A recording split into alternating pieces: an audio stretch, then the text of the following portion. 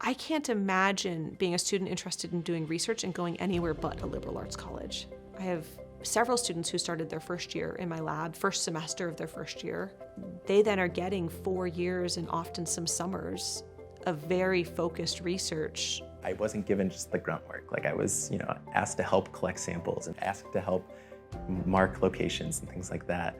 And I really got to learn about what happens in Oberlin College. Then I also got to learn about Amanda as a person.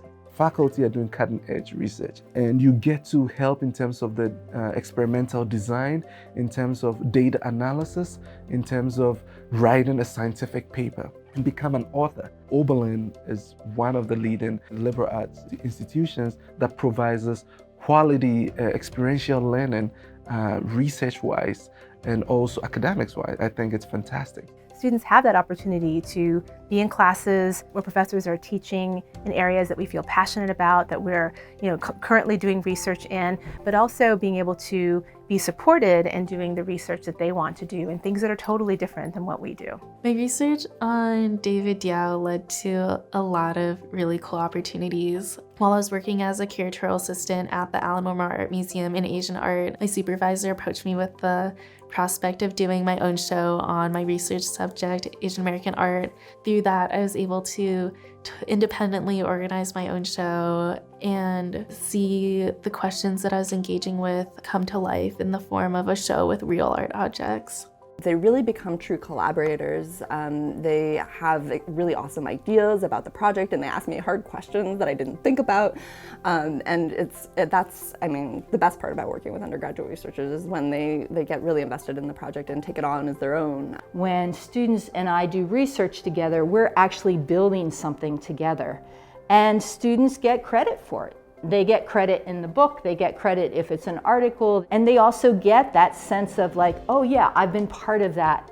My capstone is a film, and within the film I'm trying to incorporate music and dance and painting woven together by a poem. Getting feedback from Anne, who's focused in dance, and Sarah, who's focused in painting, feedback on a film, allows me to get a different perspective, and I really like meeting with both of them because there's actually a lot of overlap on what they say, they connect to, or the moments that they want extended. Not only do we have this very vibrant research community here in the sciences, where lots of students are involved, where every professor is an active scholar in their particular field, but we have the space and the resources to do really high quality research. And if you do want to go in a research direction, all of your professors are actively doing research and can tell you more about what it's like to be a scholar in their particular field.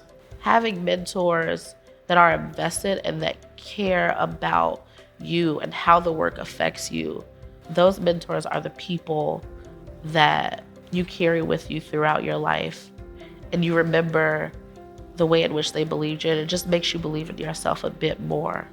The biggest impact from my research is the student training.